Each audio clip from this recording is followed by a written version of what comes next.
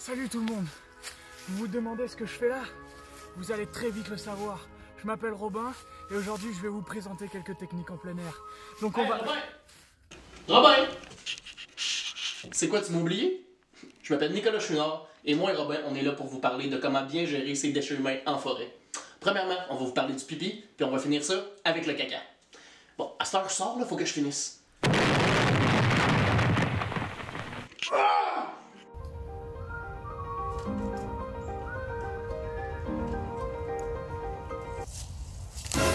Vous êtes là?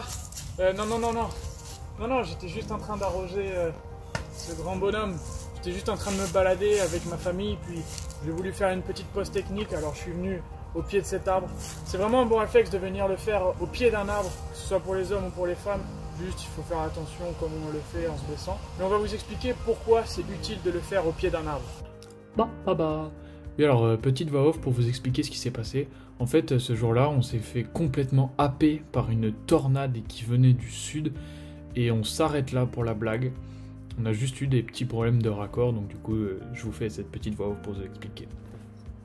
Donc en fait, l'urine est constituée d'eau, de déchets rejetés par le sang et aussi d'urée. Cette urée-là, lui, est constituée d'azote. Et en fait, c'est ce même azote qui pose problème si on le déverse dans l'eau, donc si on fait pipi dans les réserves d'eau qu'il y a à côté de son campement. Or, le sol possède, lui, des moyens pour purifier ces déchets d'azote, et notamment au pied des arbres, parce qu'en fait, au pied des arbres, il y a des bactéries qui vont pouvoir transformer ces molécules d'azote, et ensuite pouvoir les transformer en engrais naturels, et pouvoir créer des jungles et tout ça, youpi, c'est la fête. Donc vraiment, n'hésitez pas à venir arroser les pieds des arbres. Encore une blague, pas ouf. Mais on prend quand même. Allez, bonne vidéo. On se revoit en nature! Hey! C'est encore moi! J'ai réparé en plein air devant ce magnifique paysage de plein air qu'on appelle une forêt. Wow! Pour vous parler des effets de l'urine dans le sol. En fait, il n'y a pas beaucoup d'effets négatifs à faire pipi sur le sol dans une forêt, par exemple, parce que le sol agit comme un filtre naturel pour notre urine. En fait, le plus grand danger, c'est l'odeur émise par les minéraux et le sel dans notre urine qui pourrait attirer les animaux aux alentours, qui viendraient gratter et détruire la flore environnante à l'endroit où on a uriné, bien sûr. Hein? Donc, des trucs pour réduire ces effets-là, ben en fait, tu es en forêt, tu cherches une grosse roche. Par exemple, s'il y a une grosse roche, tu pisses sur la grosse roche, l'animal, il va pas gratter la roche. Sinon, s'il y a des épines de sapin par terre, tu peux uriner là-dessus. On n'arrache pas les branches pour uriner sur des épines par terre. On brise pas la nature, bien évidemment. Ou sinon, s'il y a du gravier, pas loin, un petit champ de gravier. C'est sûr que s'il y a un champ de gravier, quand tu es en plein air de forêt, t'es peut-être pas assez encore loin dans la forêt. Mais s'il y a du gravier, tu peux uriner dessus. Sinon, s'il y a rien de tout ça, mais peut-être juste verser un peu d'eau à la fin pour diluer l'urine et diluer l'odeur qui va moins attirer les animaux à la recherche de sel. Hey, c'est encore moi. Et là, j'ai changé le paysage. Mais si je suis là, c'est pas pour vous parler d'urine cette fois-ci, mais plutôt d'excréments. En d'autres mots, le caca. Parce que ça se peut que tu aies envie de faire un numéro 2 en camping, c'est normal. On est tous des êtres humains. Ben guess what? Les animaux aussi chient en forêt et c'est pas si grave que ça. Sauf que nous, on a la capacité de le dissimuler. Comment on fait pour dissimuler son caca efficacement? C'est très simple. On a juste besoin d'une petite pelle puis ben de la volonté. En fait, on essaye de se retrouver, comme une fois avec l'urine, à plus de 70 mètres d'un point d'eau et on essaie de s'éloigner le plus possible de notre campement parce qu'on n'a pas envie, ben premièrement, de chier à côté de nos amis, puis deuxièmement, d'attirer des animaux sauvages qui pourraient être attirés par l'odeur de nos excréments proches du camping. Maintenant, je vais vous montrer comment on se crée des toilettes naturelles. Venez avec moi. Une fois à 70 mètres de votre campement, vous devez trouver un arbre, comme celui-ci. Une fois que vous êtes à cet arbre, il faut nettoyer la zone. Enlevez toutes les feuilles.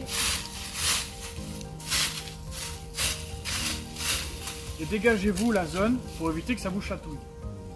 Une fois que la zone est nettoyée, prenez votre bâton ou votre pelle, commencez à creuser un trou. Un trou de 5 à 10 cm de profondeur et de même pour la largeur. Ça dépend toujours de ce que tu as mangé la veille. Une fois votre trou réalisé, faites vos besoins, puis ensuite on va voir comment le reboucher. Première technique. Vous lui faites un gros câlin Puis vous commencez à vous asseoir au-dessus de votre tronc. Essayez de vous accrocher un maximum parce que si vous glissez, je vous laisse deviner ce qui va arriver. Deuxième technique, qui se rapproche le plus de celle de chez vous, la chaise. Vous vous adossez contre l'arbre, vous mettez vos jambes à 90 degrés, ça va un peu forcer, mais vous allez voir, c'est que du bonheur. Une fois que vous êtes en position, vous pouvez faire votre affaire, vous pouvez prendre un journal, et tout simplement. Troisième technique, ça s'appelle la technique du bûcheron. Vous avez un tronc comme ça, cassé, sur le sol. Vous faites votre trou derrière, vous vous asseyez sur le tronc, en laissant dépasser votre arrière-train. Vous vous tenez, et puis vous faites votre affaire. C'est sûrement la technique la plus confortable. Il faut juste trouver un tronc solide, mais vous avez les mains libres, puis tout va bien se passer. Quatrième technique, la plus classique, le squat basique. Le squat, c'est l'une des techniques les plus incertaines. Vous n'êtes pas sûr de la trajectoire, et il y a à peu près 50% de chances que vous vous en mettiez sur les chaussures. Une fois que vous avez déposé votre cadeau dans l'emballage, et que vous vous êtes essuyé avec du papier toilette classique, évitez le parfumé parce que ça se dégrade le moins, et les mouchoirs se dégradent moins rapidement que le papier toilette classique. Donc vous le déposez sur votre petit cadeau, vous prenez un bâton que vous avez trouvé autour, et vous recouvrez avec la terre que vous avez enlevée juste avant.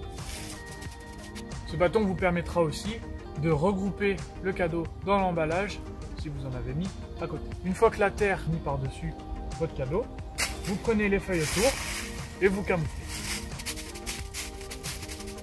Une fois que c'est camouflé, prenez un bâton, plantez-le